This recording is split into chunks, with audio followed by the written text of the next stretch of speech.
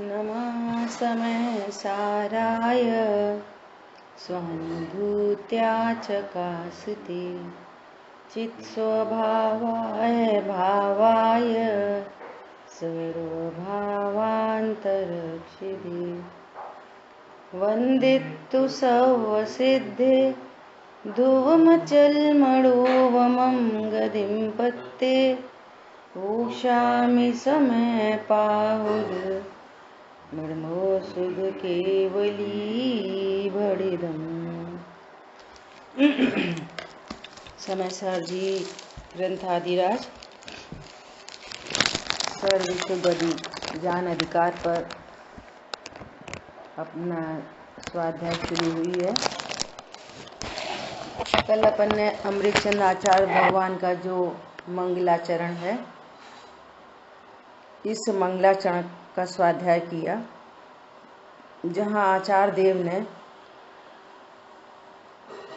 बंद मोक्ष की रचना को से दूर वर्तता हुआ ऐसा शुद्ध शुद्ध एक टंकोत्कीर्ण ज्ञायक भाव कहा है ना। ऐसा ज्ञान पुंज आत्मा प्रकट होता है। कहाँ प्रकट होता है? मेरे ज्ञान में प्रकट होता है। ऐसा आत्मा कहाँ प्रकट होता है? ज्ञान में प्रकट होता है। अब टंकोत्कीर्ण ज्ञायक भाव ज्ञान में प्रकट होता है तो परिणति निर्भर हुए बिना नहीं रहेगी। बोलो, जब हमें ये पता चल गया कि ये चीज परमानेंट है, मतलब हम लोक में भी देखें तो हमको परमानेंसी का आनंद होता है। लोक में भी देखोगे वो भली होती नहीं है, परंतु जहाँ हमें परमानेंसी भाषित होती है वहाँ सुख होता है, और जहाँ अनित्यता भाषित होती है वहाँ दुख होता है।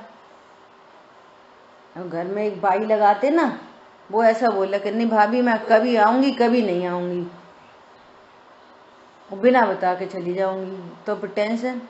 और ये बोले कि नहीं मैं एक भी छुट्टी नहीं करूंगी, एक भी, कुछ भी हो जाए, तो आपका ज्ञान कितना रिलैक्स होएगा। स्थिरता के, नित्यता के बल पर आनंद होता ही है, होता ही है, और अनित्यता के आश्रय से दुख होता है ना। अब अज्ञानी नित्य स्वरूप और अनित्य स्वरूप को नहीं समझता, तो क्या करता है? अनित्य पदार्थों को नित्य बनाने की कोशिश करता है। अनित्य पदार्थों को नित्य बनाने की कोशिश में, चलो इसको अब ऐसा दे दो तो शायद अब आएगी, इसको पैसे दे दो तो आएगी, एक्स्ट्रा दे दो तो आएगी, कुछ उपहार दे दो तो आएगी। तो अनित्य को नित्य बनाने की कोशिश में समय शक्ति जाती है और टेंशन बनी रहती है। ये अपन ने दृष्टांत दिया कि नित्यता के आश्रय से कैसे सुख होता है। अब मर जाएंगे। राजा राणा छत्रपति, उनकी नहीं चली, वे मर गए, हम भी मर जाएंगे एक दिन, तो मरण का भय होता है। और ये पता चला मैं तो टंकोत्कीर्ण ज्ञायक हूँ, मरता ही नहीं, मेरा मरण ही नहीं होगा कभी मेरा मरण नहीं होगा, तो परिणति निर्भर होती है। ओह मैं तो मरता ही नहीं। ये संयोग है। ये संयोग का अर्थ है, पंडित साहब अर्थ करते हैं, संयोग का अर्थ है जो वियोग सहित होता है। जो वियोग सहित होता है उसको संयोग कहते हैं। जब वियोग होएगा तब नहीं, क्या बोला? जब वियोग होगा तब नहीं, अभी संयोग मतलब जो वियोग सहित होता है। अभी देखो, अभी वियोग अपने से उसका वियोग देखो तो निश्चिंता है। मैं तो पहले से ही पता थी। ये टंकोत्कीर्ण ज्ञायक भाव, ये बहुत बड़ा भाव है, बहुत बड़ा। ओ मैं अविनाशी हूँ, मेरा मरण नहीं होता, ये सब संयोग हैं, संयोग वियोग सहित ही होते हैं, कोई मेरा तेरा होता ही नहीं है, ऐसा। तो अपन भावार्थ पर चर्चा कर रहे थे। शुद्ध न का विषय जो ज्ञान स्वरूप आत्मा है। ज्ञान स्वरूप आत्मा कैसा है? वह कर्तृत्व भोक्तृत्व के भावों से रहित, कर्तृत्व भोक्तृत्व भावों से रहित है, ऑलरेडी अकर्ता ज्ञायक है, ऐसा। बंध मोक्ष की रचना से रहित है। बोलो, न बंध का करता है, न बंध को भोगता है, न मोक्ष का करता है, न मोक्ष को भोगता है। बंध मोक्ष की रचना से ही रहित है जो। समझ आई बात? अब क्या बात आ रही है? अब बहुत इंपॉर्टेंट बात आ रही है, कल अपन ने यहाँ पे छोड़ा था। पर द्रव्य और पर द्रव्य के समस्त भावों से रहित होने से शुद्ध है। अब पर द्रव्य लगाओ, स्थूल से सूक्ष्म, 1000 बार लिस्ट बन गई पर द्रव्य की, है ना?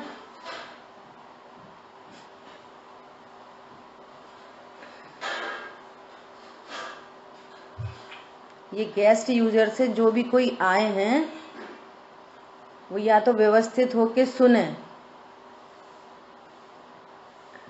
मोबाइल रख दिया, इधर से उधर निकल रहे।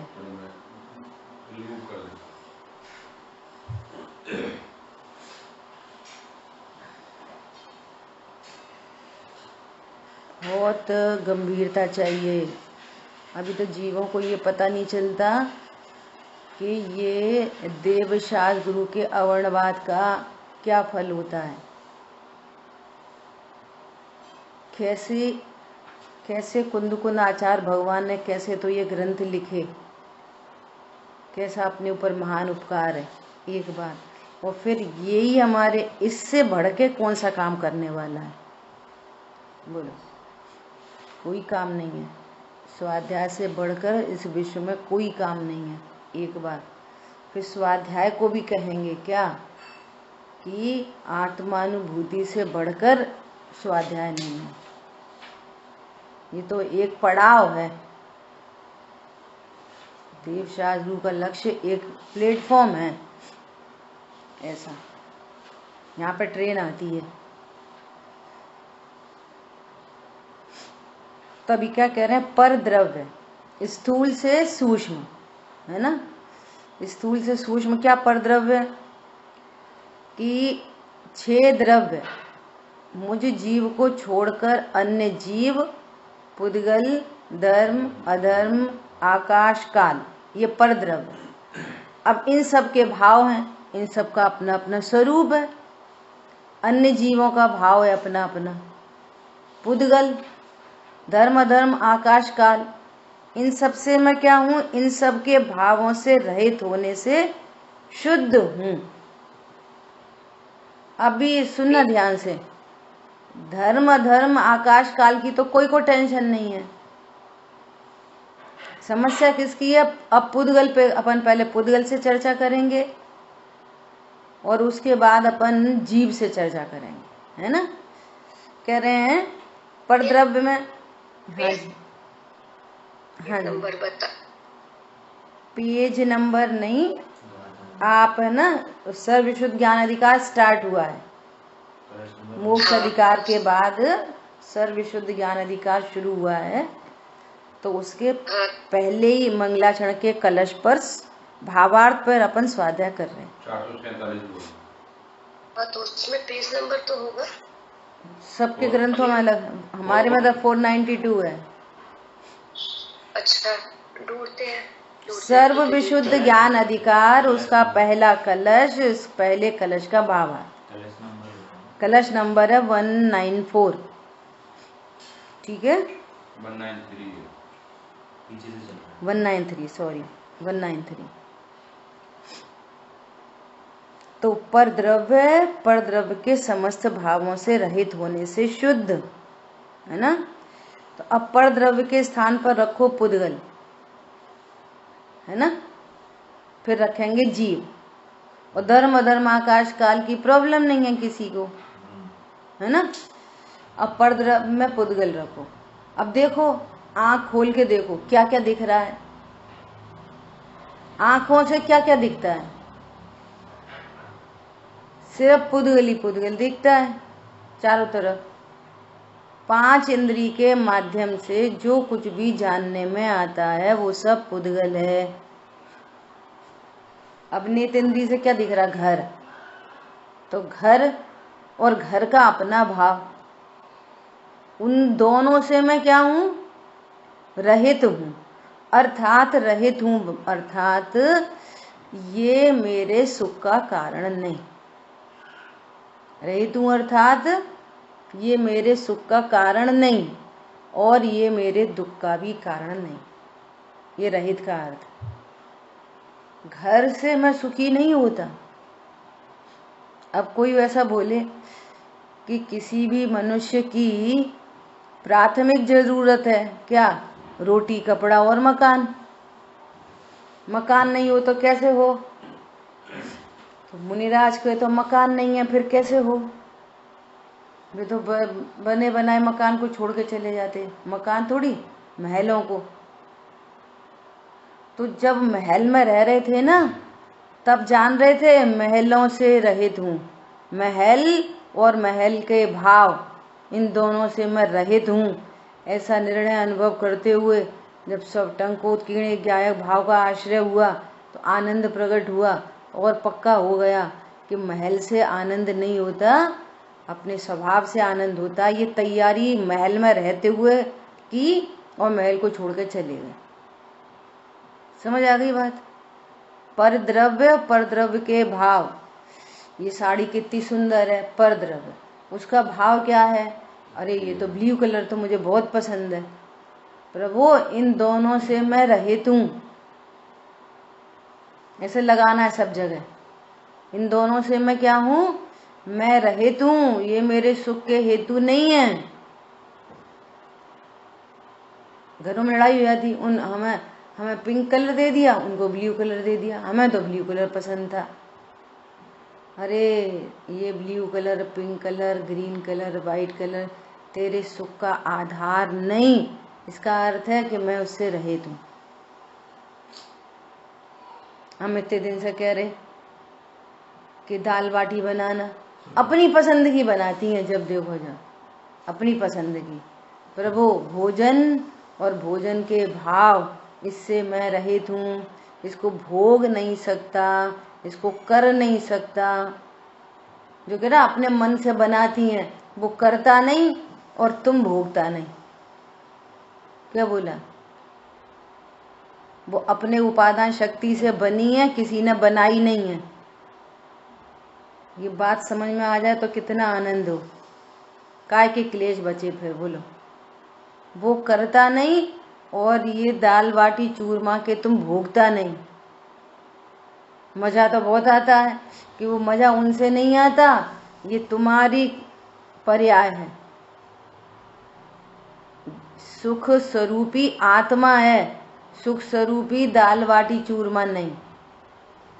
दाल बाटी चूरमा में कौन से गुण होते हैं, स्पर्श रस गंध वर्ण, उनमें न ज्ञान है न सुख है।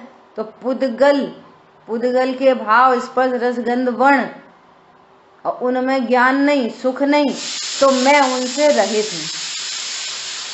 क्या बोला, मैं उनसे रहित हूं। ये एक एक चीज पर रख के लगा के देखो। आचार्य भगवान तो शॉर्ट में कहेंगे, कितना लिखेंगे, ये सोना और सोने के भाव, इनसे मैं रहित हूं, है ना। अब पर द्रव्य में जीव को रखो, है ना। अब जीव के नाम पे असमान जाति द्रव्य पर्याय से बात करनी पड़ेगी। अरे मेरा पति तो ऐसा है, मेरा पति, तो वो जीव और उसका भाव है बहुत चिड़चिड़ चिड़चिड़ करने का। सुनो, उसका जो स्वभाव है ना चिड़चिड़ करने का, अभी विकारी भाव से बात कर रहे है ना। सब जीवों का स्वभाव तो ज्ञान स्वरूप ही है। अगर अपन उस विकारी भाव से भी चर्चा करें तो उस विकारी भाव से भी मैं रहित हूँ। आपको दुख उनके कुछ कहने बोलने से नहीं होता। मैं सास से रहित हूँ, बहू से रहित हूँ, भाई से रहित हूँ, बहन से रह, कुछ मत पूछो, हमारी सास तो ऐसी। सुनो, तुम परद्रव्य और परद्रव्य के भावों से रहित हो, ऐसे लगाना यहाँ पे। पॉइंट समझ में आया? मेरा मैनेजर तो इतना दुष्ट है, क्या बताएं। नहीं नहीं, परद्रव्य और परद्रव्य के भाव। अब मैं कौन से भाव लेना, अपन किससे चर्चा कर रहे हैं वेद ज्ञान करने के लिए? विकारी भावों से चर्चा कर रहे हैं। जीव और जीव के विकारी भाव, अन्य जीव और उसके विकारी भावों से मैं रहित हूँ।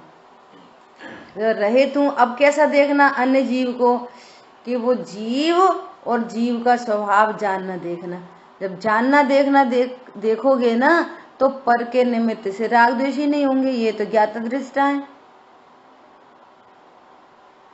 एक बार विकार से देखोगे, क्योंकि विकारी देखने पर तो राग द्वेष होते हैं, और जीवों को ज्ञान से देखोगे तो राग द्वेष नहीं होते। पॉइंट समझ में आया? अगर जीवों को रत्नत्रय से देखोगे तो भी राग द्वेष होंगे, अनंत चतुष्टय से देखोगे तो भी राग द्वेष होंगे। क्या बोला? अनंत चतुष्टय से देखोगे तो भी राग होगा, वे अनंत चतुष्टय वाले और हम अल्प ज्ञान वाले, हम दुख वाले, वे अनंत सुख वाले। तो उस एंगल से देखेंगे तो भी कह रहे हैं कि मैं उनसे रहित हूं। पॉइंट समझ में आया? और यदि उनको ज्ञान स्वरूप देखेंगे, अरे सारे जीव ज्ञान स्वरूप है और मैं भी ज्ञान स्वरूप हूँ, वे भी शुद्ध हैं, मैं भी शुद्ध हूँ, तो ये शुद्ध शुद्ध, ये भेद विज्ञान बनेगा ऐसे, है ना। ये तो सब नास्ती से बात हो गई। क्या क्या? कर्तृत्व भोक्तृत्व के भावों से रहित नास्ती, ठीक है। बंध मोक्ष की रचना से रहित। बंध मोक्ष की रचना कहाँ पे होती है? अरे बंध मोक्ष की रचना कर्म शरीर में, जीव के भावों में बंध होता है। हाँ, बंध है आशा बंध, आशब्द बंध की पर्याय, और मोक्ष है पूर्ण शुद्ध पर्याय। मोक्ष मार्ग ले लो, संवर निजरा, अर्थात आश्रय बंध संवर निजरा मोक्ष से मैं रहित हूँ। क्योंकि किसकी बात चल रही है? सर्व विशुद्ध ज्ञान अधिकार टंकोत्कीर्ण एक ज्ञायक भाव की चर्चा चल रही है। वो ज्ञायक भाव औदारिक शरीर, कार्मण शरीर, तेजस शरीर से तो भिन्न है ही, लेकिन पर्याय में बंध मोक्ष की रचना से भी रहित है, ठीक है। समस्त कर्तृत्व भोक्तृत्व के भावों से। पहले वाले में आ जाएगा ना, कर्तृत्व भोक्तृत्व के भावों से रहित। तो ये कह रहे हैं जो ज्ञायक भाव है वो न बंध का करता है न मोक्ष का करता है, न बंध को भोगता है न मोक्ष को भोगता है। बंध मोक्ष कहाँ होता है? जीव की पर्याय में। तो समस्त आशा बंध संवर निजरा मोक्ष, मोक्ष और मोक्ष मार्ग और संसार सबका ही अकर्ता हूं। बोलो, ये ऐसी बात समझने पर लाभ, लाभ देखो लाभ, कि न तो मुझे बंद करना, न मुझे बंद हटाना, न मुझे मोक्ष संवर प्रकट करना, न मुझे निर्जरा प्रकट करनी, न मोक्ष प्रकट करना। तो इसका फल ये आता है कि परम अकर्तृत्व से भर जाता है। और जो परम अकर्तृत्व से भरता है उसको सम्यक दर्शन होता है। आशा बंध मिटाना, मिटाना है ना। और संवर निद्रा प्रकट करनी है तो ये भी कर्तृत्व के जहर में रहता है। समस्या ये है, अज्ञानी है ना। सम्यक ज्ञान हो गया तो भावना होती है, वो अलग चीज है। लेकिन ये अज्ञानी की बात है ना, उसको अत्यंत अप्रतिबुद्ध को प्रतिबुद्ध करना है। तो उसको देखो, सात तत्व की चर्चा, पहले तो सात तत्व के नाम, फिर उनकी परिभाषा, फिर उनमें हे गे उपादे है ना, और फिर सभी हे, और फिर सभी गे, और फिर मैं ज्ञायक। सात तत्व की इतना पैकेज है, लिख लो क्रम से। सात तत्व के नाम याद है? याद है? बोलो क्या ना, क्या है सात तत्व? जीव, अजीव, आश्रम, बंध, संबंध, हृदय, अम्बो। ये जीव है, सात तत्व। और इनमें आश्रम के दो भेद करें तो पुण्य पाप, ऐसे 9 पदार्थ हो जाते। ठीक है, अब इनकी परिभाषा बोलो, कौन बताएगा परिभाषा? एक एक तत्व की 7 लोग 7 परिभाषा बोलो। हाँ बोलिए।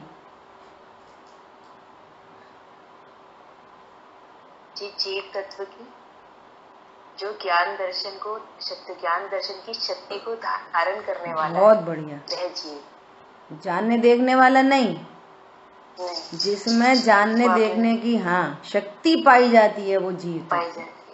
पहले मैं ऐसे ही बोलती थी कि जानने देखने वाला, लेकिन आपने जब क्लियर किया ना कि वो पर्याय दृष्टि है, यस, फिर वो चेंज। ठीक है। अभी बोलो अजीब किसे कहते? इसका सीधा सीधा ऑपोजिट हो गया, जिसमें जानने देखने की शक्ति नहीं होती वो अजीब। तो अजीब कौन कौन है?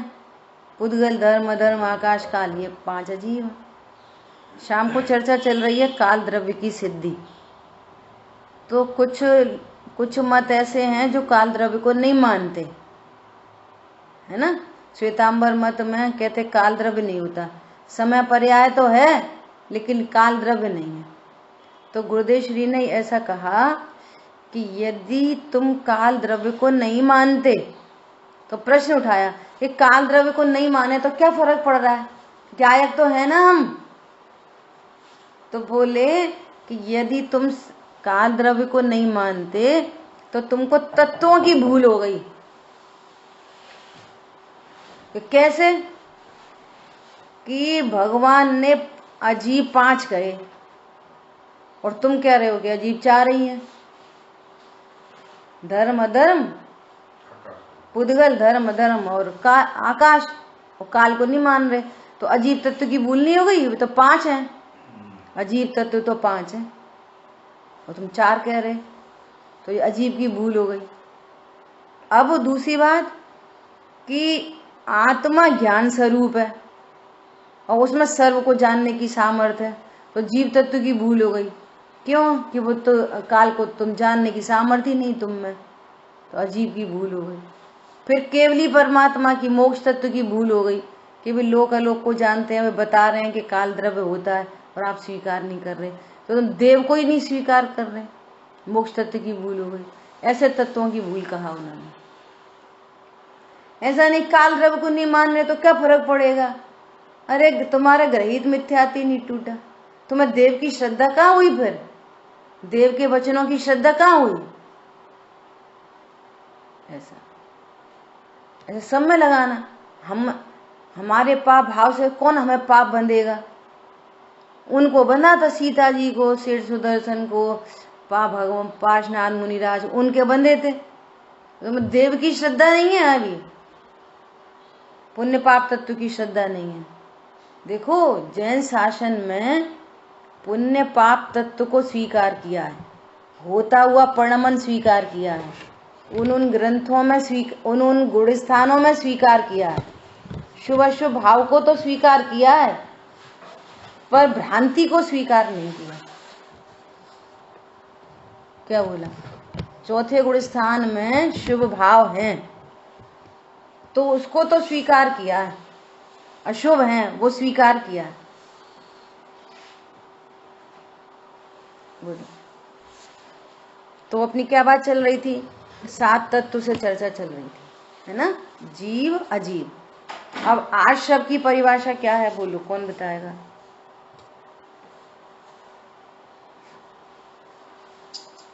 जो दुख रूप है और मलिन भाव है। हाँ, दुख का उत्पन्न होना, जैसे दुख की उत्पत्ति हुई तुरंत जानने में आता है, आगे पीछे तो नहीं।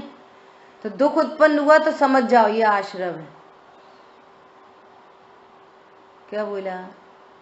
दुख की उत्पत्ति आश्रव, और दुख का बना रहना कंटिन्यूटी सो बंध, है ना। और अपन ऐसा पढ़ सुनते थे, कर्मों का आना सो आश्रव, और कर्म का एक क्षेत्रावगाही विशिष्ट संबंध होना सो बंध। अब तो मैंने तो कर्म आते दिख रहे और न रुकते दिख रहे, पण समझ में आया? तो उससे भेद ज्ञान नहीं कर सकेंगे। और वो द्रव्य आश्रव की बात है, और द्रव्य आश्रव का मेरे से अत्यंत अभाव है। क्या बोला? समझ आ गई बात? सो यहाँ पर किसकी बात चल रही है? भाव आश्रव, वो जीव की पर्याय है, उसमें विकार है। द्रव्य कर्म में द्रव्य कर्म का विकार है, उसके विकार से हमारे को कोई लेना देना नहीं। हरी बात ख्याल में? ऐसा तो दुख की उत्पत्ति और दुख उत्पन्न हो तो वहां दो चीजें खड़ी हैं, एक ज्ञान और एक दुख।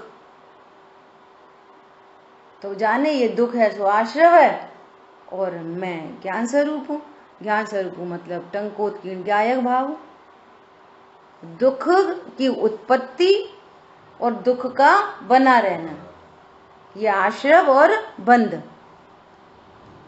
अब संवर निर्जरा, बोलो शांतनु। सुख की अनुभव संवर, सुख की वृद्धि तो निर्जरा, पूर्ण सुख संभोग। हाँ, सुख की उत्पत्ति सो संवर। अब जैसे आजकल बहुत ठंड चल रही है, वो जैसे ब्लोअर लगाया तो सुख की उत्पत्ति हुई, तो क्या हुआ? संवर। और फिर चलता ही रहा वो, फिर अपने को और मजा आ गया बढ़िया, तो निर्जरा हो गई। नहीं, स्वभाव के आश्रय से उत्पन्न होने वाला सुख वो है संवर। और सुख की वृद्धि, सुख की वृद्धि कहो और या दुख का नाश कहो, क्रमशः उन कषायों का अभाव होता चलता है सो निर्जरा। और सर्व कषायों का अभाव और पूर्ण सुख की प्राप्ति सो मोक्ष। ठीक है, ये 7 तत्व हो गए। अब इनमें पुण्य पाप। अब प्रश्न ये है कि जब आश्रव तत्व बता दिया आचार्य भगवान ने, तो पुण्य पाप को कहने की क्या जरूरत पड़ी अलग से? वे दोनों ही आश्रम है, बात खत्म हो गई। तो हाँ बोलो। जीव पुण्य क्या है? पुण्य पाप से भी अत्यंत है, तो पुण्य कथनचित है और कथनचित उपादेय है, इस दृष्टि से शायद। सुनो, ये कथनचित की भी चर्चा करेंगे। देखो, पाप परिणामों में इस जीव को सुख भासित होता है। पाप परिणाम में खाओ पियो मजे करो घूमो फिरो, सो पाप परिणामों में सुख की भ्रांति है, और शुभ परिणामों में धर्म की भ्रांति है जीव को। इसलिए अलग से पुण्य पाप तत्व की चर्चा की गई। क्या बोला? पाप तत्व में सुख की भ्रांति, बोलो, और शुभ भावों में धर्म की भ्रांति। इसलिए शुभ अशुभ भावों की पुण्य पाप की अलग से चर्चा की आचार्य भगवान ने। आचार्य भगवान ने क्या दिव्य ध्वनि में ही चर्चा आई है, इसलिए आश्रव के 2 भेद करके अलग से बात कही गई। ठीक है, ये हो गए अपने 7 तत्व 9 पदार्थ। अब देखो, अब इन 7 तत्वों को हेगे उपादेय में देखेंगे तो ऐसा कहेंगे कि अजीव गे है, मात्र ज्ञान का गे। देखो ये जो पढ़ाई है ना, पढ़ाई, ये पढ़ाई नहीं पढ़नी अकेली, पहले तो पढ़ाई ही करनी है। पढ़ाई नहीं करेंगे तो फिर वेद ज्ञान कैसे करेंगे? पढ़ाई करनी है और फिर अपनी नॉलेज को करेक्ट करना है। आपने नॉलेज करेक्ट नहीं की ना तो पढ़ाई पढ़ाई होके रह जाएगी, इंफॉर्मेटिव। बस एनालिसिस करो अपनी खुद की। देखो आचार्य देव क्या कह रहे हैं कि वो अजीब है ना, वो ज्ञान का गेय मात्र है। और अभी चर्चा हुई परद्रव्य की, है ना? तो हम तो अजीब को सुख दुख का कारण समझ रहे। सुख करेक्ट योर नॉलेज, क्या बोला? अजीब क्या है? मात्र ज्ञान का गेय। धन, मकान, दुकान, अजीब में ले लो अन्य जीव और पुद्गल। आकाश, धर्म धर्म आकाश काल की तो कोई प्रॉब्लम है ही नहीं। तो अन्य जीव और पुद्गल ये कौन है? मात्र ज्ञान के गे। तो ज्ञान के गे हैं तो अच्छे के बुरे कुछ नहीं। सुख के कारण के दुख के कारण? पूरा पुद्गल सुख का कारण के दुख का कारण। बोलो न सुख का कारण दुख गे है। सुख का कारण न दुख का कारण। दर्पण में मोर झलक रहा, दर्पण में सूअर झलक रहा, दर्पण में भगवान की प्रतिमा झलक रही। बोलो दर्पण के लिए वो सुख का कारण दुख का कारण? दर्पण बना रहता है। अब सोचो इस बात पे कितना करेक्शन चाहिए। अभी परिणाम बिगड़ जाते हैं पुद्गल को देख के, वो प्रॉब्लम नहीं है। पुद्गल को सुख दुख का कारण समझ रहे हो, ये प्रॉब्लम है। सो करेक्शन वहां पे नहीं करना, भैया हमें कोई पुद्गल, हमें कोई लेना देना नहीं, हमें घर दुकान मकान से, ये नहीं चाहिए। गुणस्थान प्रमाण परिणाम भी बिगड़ते हैं। कोई पुद्गल अच्छा लगे, कोई पुद्गल बुरा लगे, वो लग रहा है वो भी दिक्कत की बात नहीं है। दिक्कत ये है कि तुम किसी को सुख दुख का कारण समझ रहे, वो तो गे मात्र है बस। पूरा अजीब क्या है? गे मात्र। और इस अजीब में, अध्यात्म में, अजीब में अन्य जीवों को भी शामिल कर लेना। पुद्गल धर्म अधर्म आकाश तो है ही है अजीब के अंदर, लेकिन अन्य जीव भी उस अजीब में ही शामिल है, मुझ जीव को छोड़कर। ठीक है? बोलो क्या है अजीब? ज्ञान का गे। फिर से आ जाओ वहीं पे। दाल बाटी चूरमा क्या है? ज्ञान का गे। तो वो मजा आता है कि नहीं? अनादि के अभ्यास से मजा उससे आता है ऐसा लगेगा। और आज हमने नॉलेज करेक्ट की कि भले उसका लक्ष्य है लेकिन आनंद तो मेरी पर्याय है, चारित्र की विकारी पर्याय, उसमें सुख नहीं। बस हो गया गे। इतनी राइट नॉलेज से गे बन गया वो। क्या बोला?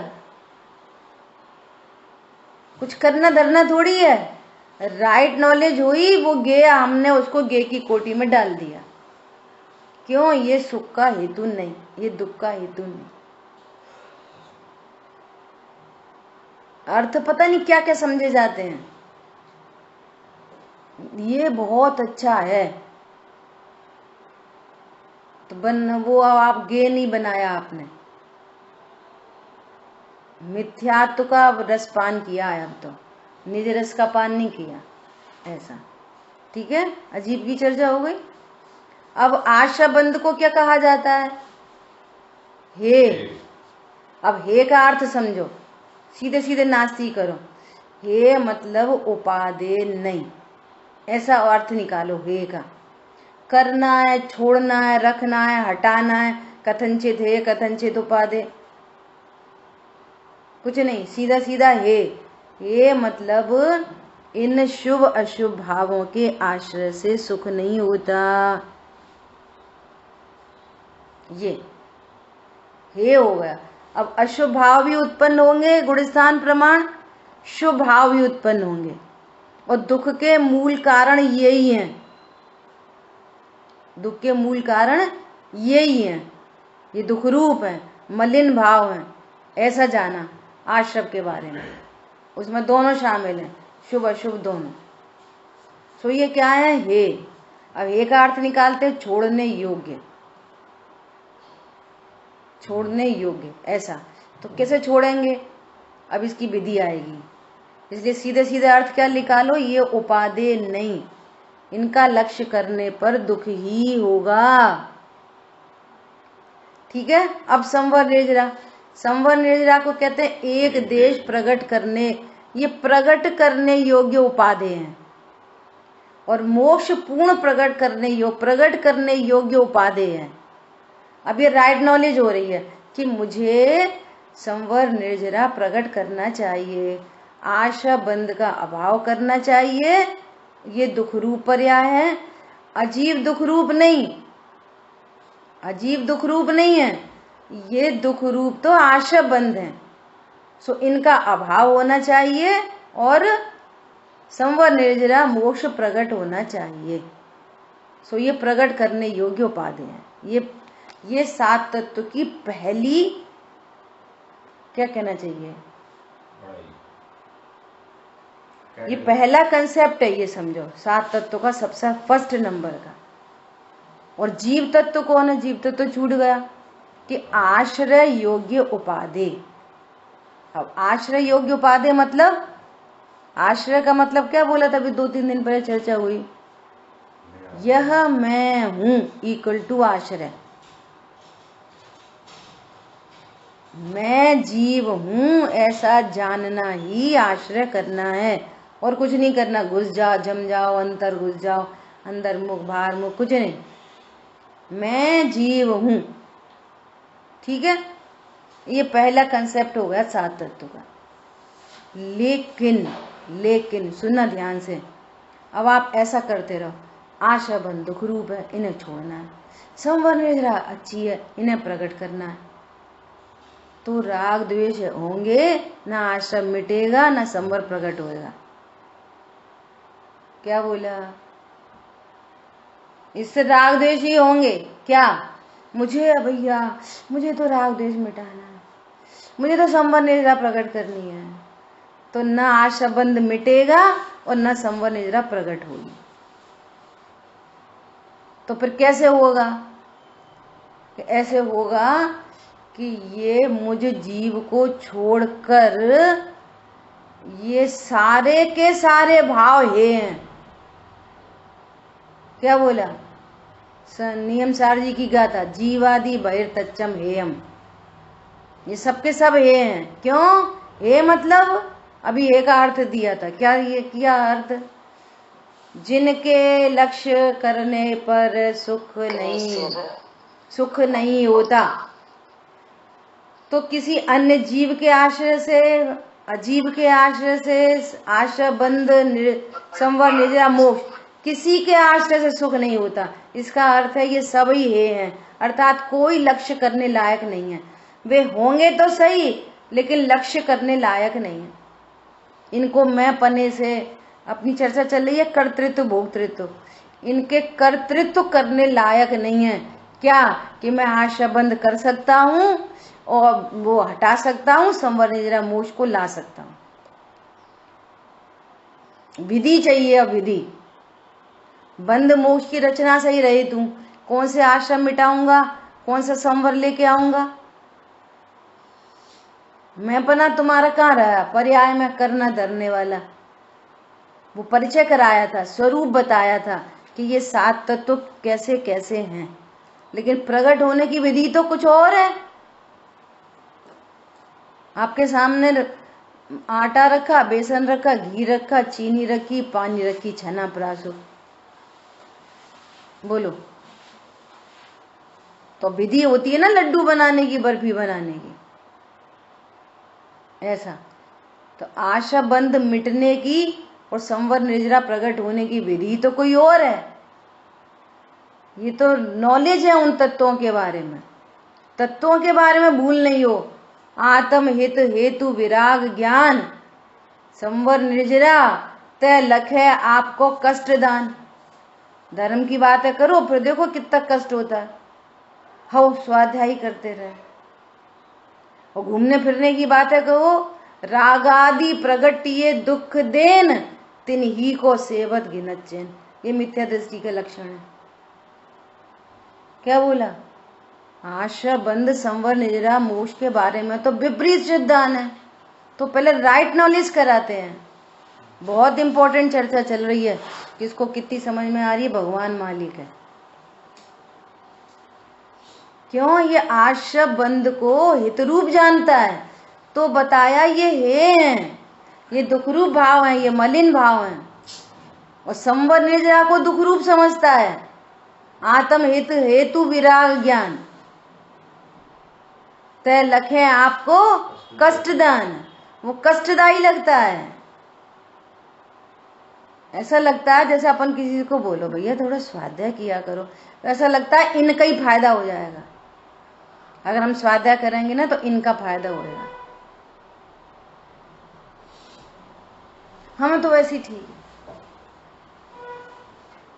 है बेटा, ऐसे तो नरक निगोद चले जाओगे। हाँ हम तो चले जाएंगे, ठीक है, तुम्हारा पल्लू पकड़ लेंगे, तुम्हारे चरण पकड़ लेंगे, तुम्हारे चरण ही नहीं रहेंगे तो पकड़ कैसे लोगे? पल्ला पल्लू, इसी स्थिति है। और घूमने फिरने की बोलो फिर देखो बहुत अच्छे हैं, बहुत अच्छे। हमारे घर वाले बहुत अच्छे, कभी घूमने को मना नहीं करते। हमारे घर वाले बहुत खराब, स्वाध्याय की कहते रहते। समझ में आ रही है? ये तो परिचय कराया वहां 7 तत्वों की परिभाषा से कि 7 तत्वों का क्या स्वरूप है। तो फिर अब एक लाइन में सबको हे कह दिया। हे कह दिया मतलब छोड़ना धरना नहीं। इन अच्छा आशा बंद भी है, संवर निजरा भी है,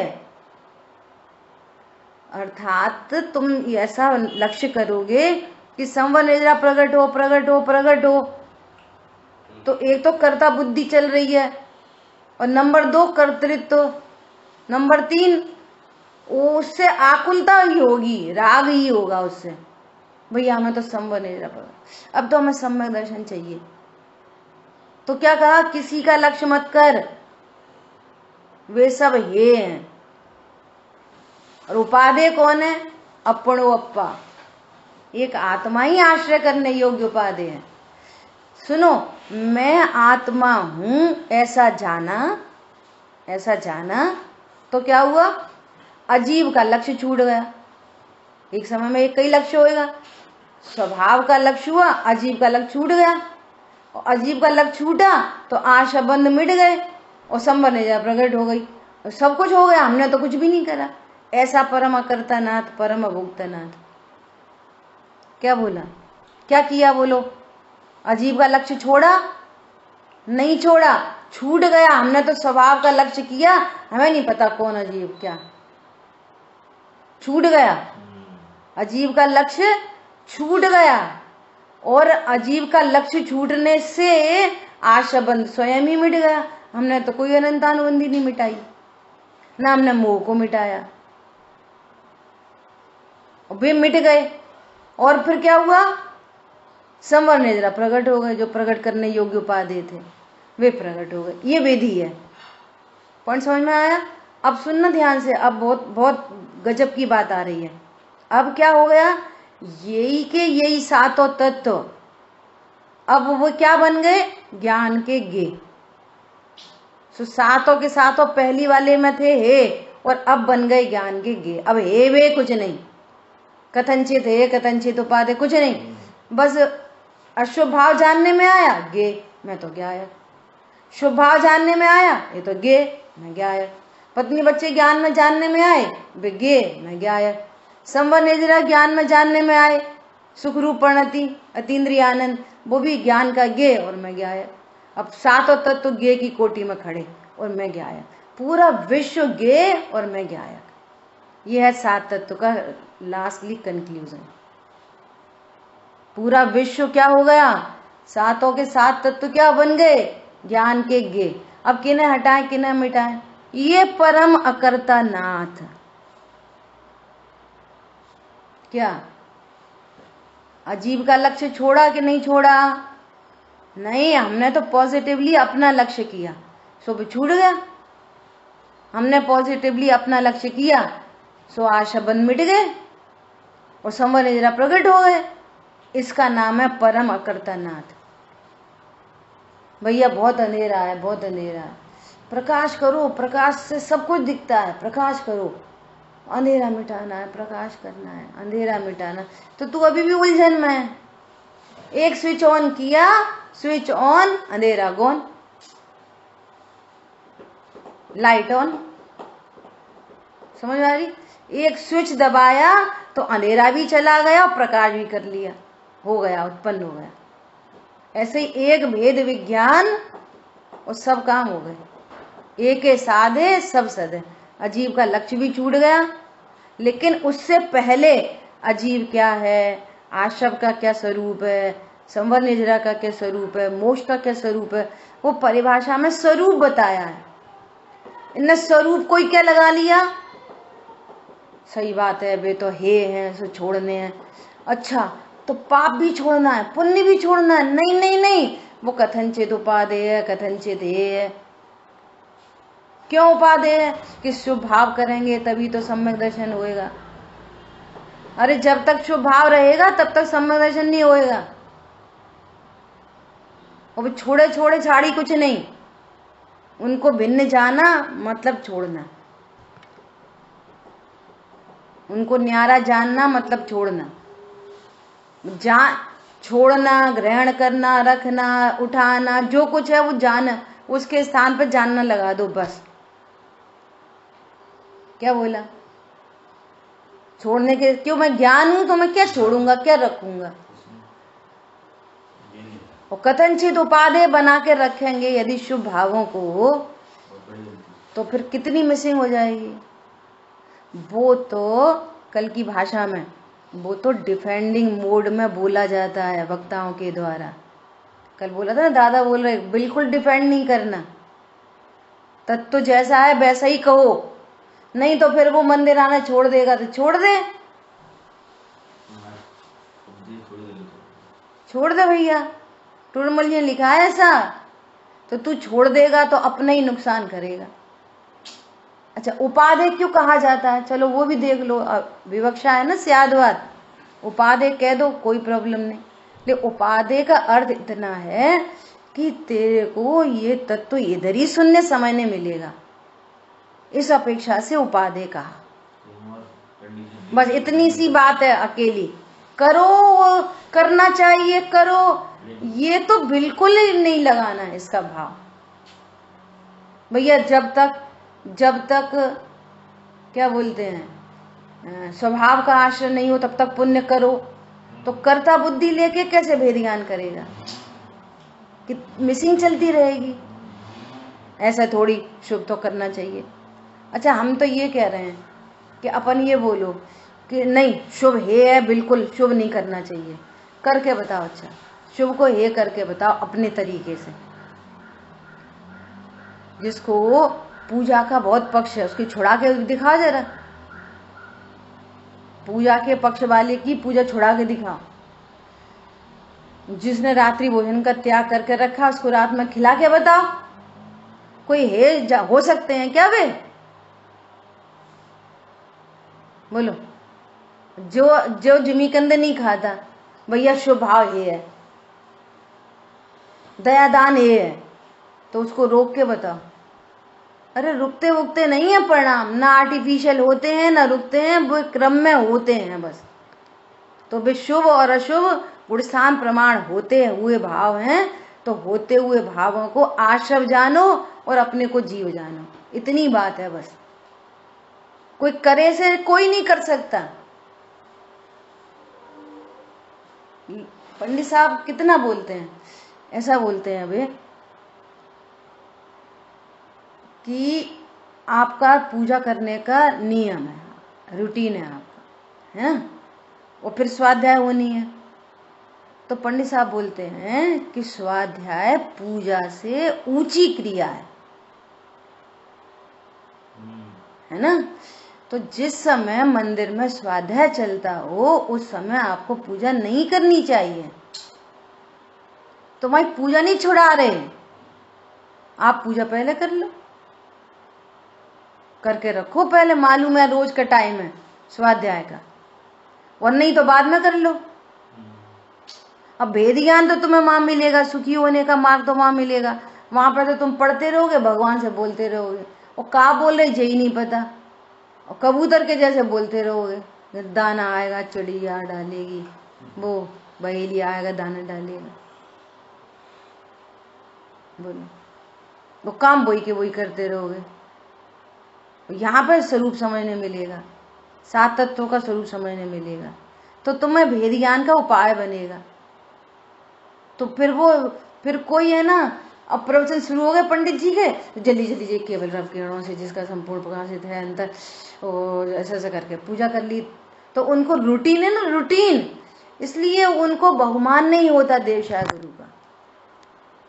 इससे पता चल जाती है मिथ्या दृष्टि की पूजा है। समझ आ रही बात। तुम्हें रूटीन पूरा करना है, तो तुम्हारी पूजा भी गई और स्वाध्याय भी गया। ढंग से स्वाध्याय सुन लो, बाद में पूजा कर लो।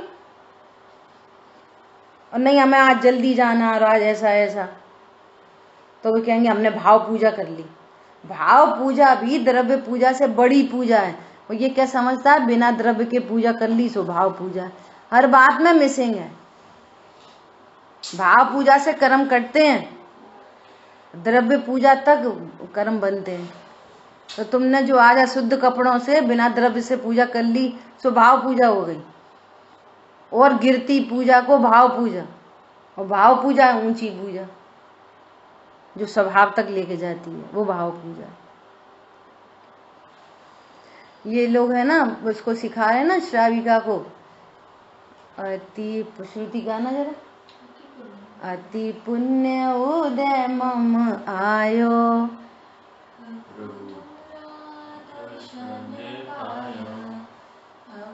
तक तुमको बिन जाने, दुख पाए निज गुण हाने। सुनना, अब ये कौन मान रहा है, गा रहे हैं और ये खुद के समझ में नहीं आ रही कि अब तक तुमको बिन जाने हमको दुख मिले। और समझ रहा है हमें वो दुखी करते, हमें खाने को नहीं है, पीने को नहीं है, घर वाले परेशान करते, फलाने। यहाँ कह रहे हैं अब तक तुमको बिन जाने, और भगवान को सुना के आ गए अब तक तुमको बिन जाने। या घर में बैठ कर पाठ कर लिया, नॉलेज तो करेक्ट नहीं की। नॉलेज करेक्ट होती है यहाँ, समझ आ रही है बात। और गुनगुना दिया, समझ लिया हमने कोई धर्म कर लिया, धर्म की क्रिया भी नहीं हुई प्रॉपर, उन शब्दों का अर्थ भी तो नहीं पता। फिर इसके बाद क्या, पाए अनंत दुख अब तक जगत को निज जान कर। Correct your knowledge. पाए अनंते दुख अब तक जगत को निज, और क्वेश्चन मार्क खड़ा हो जाए, ओहो अनंत दुख इसलिए हो रहा है कि मैं जगत को निज जान रहा हूं। ये तो स्थिति पढ़ना हुआ, और फिर करेक्शन करते जाओ, क्या अब से मैं जगत को निज नहीं जानूंगा। ये तो स्थिति पढ़ना हुआ। जैसे वो छोटी बच्ची पढ़ रही है, उसे तो कुछ जगत भी नहीं पता, उसे कुछ भी नहीं पता, तुम्हें भी नहीं पता, 40 साल के 50 साल के। तो स्तुति पढ़ी कि नहीं पढ़ी, बोलो। इसलिए कहा जाता है कि जड़ की क्रिया हो गई अकेली, बस भाव तो पता ही नहीं। फिर क्या आगे, पाए अनंते दुख अब तक जगत को निज जान कर, के भाषित सर्वज्ञ भाषित धर्म हित कर, धर्म नहीं पहचान कर। दो गलती हो रही है, जगत को निज जाना जा रहा है और सर्वज्ञ कथित तत्वों का निर्णय नहीं किया जा रहा, उनकी बात नहीं मानी जा रही है। ऐसा पढ़ना है स्थिति को, इतनी गजब गजब की बात लिखी है। ठीक है, इस तरह से अपनी चर्चा हुई, शेष चर्चा अपन आगे करेंगे। जिन वाणी के ज्ञान से सूझे लोकालोक, सो वाणी मस्तक नमो सदा दे तुम दो। बोलिए द्वाशांगमयी जिनवाणी माता की जय हो। जय जिनेन्द्र सभी को। जय इसको बोला